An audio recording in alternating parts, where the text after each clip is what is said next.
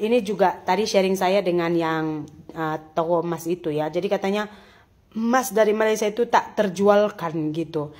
Ada beberapa toko juga dia tuh nggak beli emas Malaysia walaupun ada suratnya karena nggak terjualkan.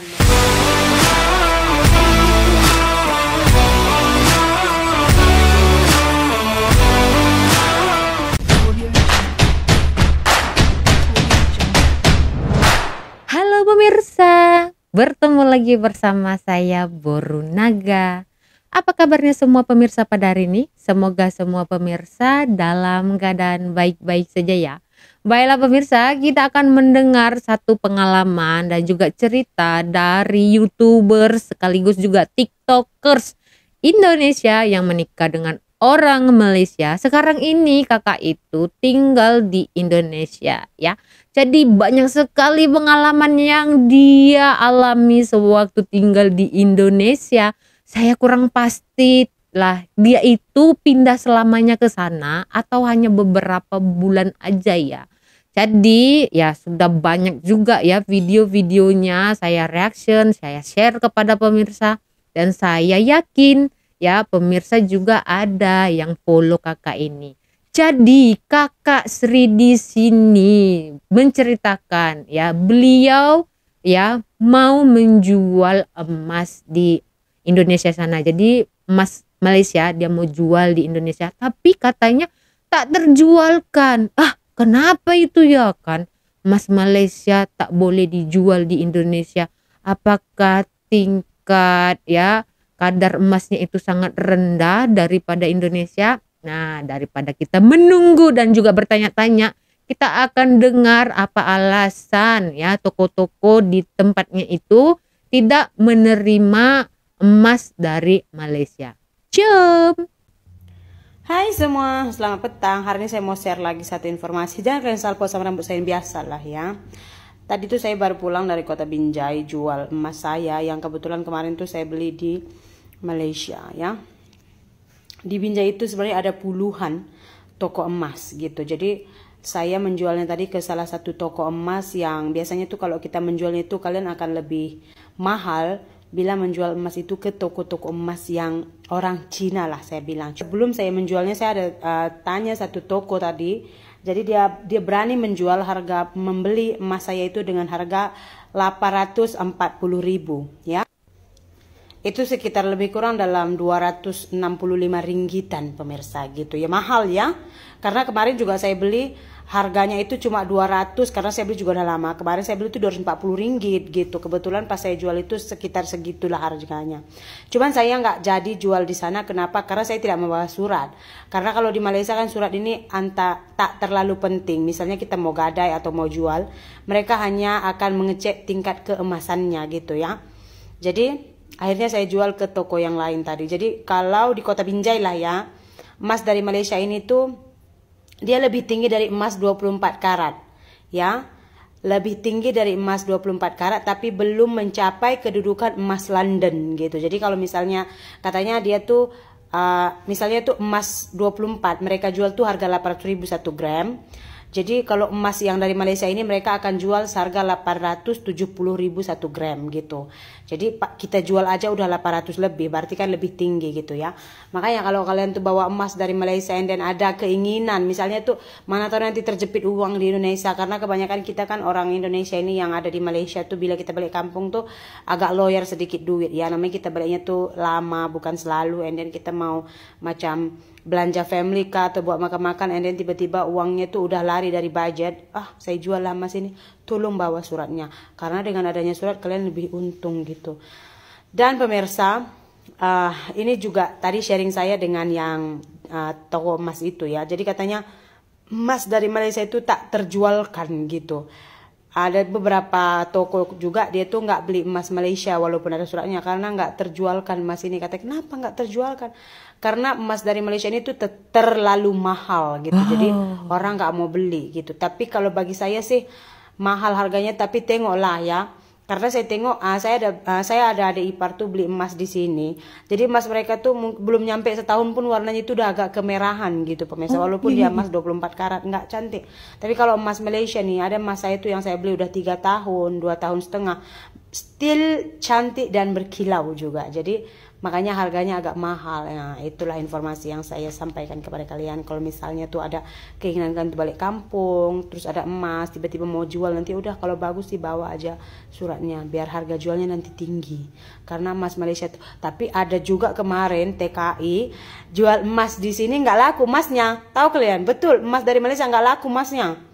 Pas dicek itu katanya nggak laku. Makanya saya bilang beli emas juga, kalau misalnya kalian di Malaysia juga, pilih toko yang terpercaya. Kalau macam saya ini memang udah berlangganan, kebetulan emasnya itu memang jangankan di sini, di Malaysia aja itu ke kedai-kedai mana aja itu laku gitu. Makanya saya bilang jeli kalau memilih emas. Nah, itulah informasinya. Terima kasih Nande, Kakak Sri di sini. Saya tahu pasti ramai juga nih ya pengikut channel tersebut. Jadi saya cerita ya, itu hari saya balik kan ke kampung ya untuk membeli. Jadi kan adik saya kan menikah, so saya belikan dia hadiah. Barang kemas lah macam itu biar ada simpanan begitu ya kan.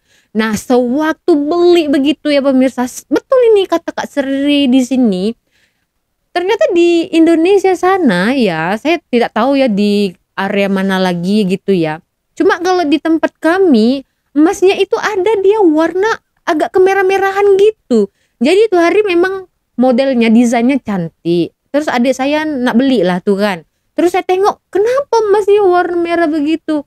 Nah, dia kata ya penjual emas itu kata itu lebih murah daripada yang ini katanya. Nah, untuk pemirsa tahu juga ya, saya juga ada beli ya rantai leher ya, kalung begitu dari Indonesia.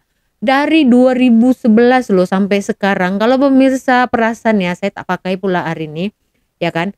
Yang selalu saya pakai itu adalah emas Indonesia pemirsa. Cantik, dia tetap mengkilau begitu pemirsa. Jadi betul lah apa kata Kakak Sri di sini ya. Kalau kita beli emas tuh harus jeli. Jadi kalau saya beli emas, kok cerita emas ini kan? Ini untuk ya kalau emas kan bagus ya untuk simpanan, betul tak ya kan? Karena saya juga salah satu yang suka menyimpan emas daripada uang, karena kalau emas kan dia akan naik ya begitu. Kalau uang kan aduh gatal tangan ya kan, tinggal ambil gitu kan. Jadi ya kalau saya pengalaman atau kalau saya beli emas begitu, kita harus jeli sebenarnya. Jadi contohnya kita beli di salah satu toko begitu kan, misalkan kita beli 7 gram lah gitu kan. Nah, nanti kita akan pergi tuh ke kedai lain untuk cek timbangannya begitu, benar enggak, sama enggak gitu ya kan. Terus kita coba untuk pergi ke pajak gade gitu ya, kita cek kadar emasnya itu benar atau tidak begitu ya kan. Jadi seorang wanita tuh harus jeli, jangan sampai mau ditipui. Jadi yang Kakak Sri kata ini benar ya. Dulu juga ada kawan saya, dia jual emas dari Malaysia ke Indonesia di kampungnya begitu ya. Nah, saya juga pernah buat video mengenai emas ya gitu. Karena saya baru tahu ternyata di Malaysia ini banyak sekali lumbung emas begitu. Dan orang-orang kaya itu ternyata usahawan yang punya kedai emas begitu ya kan.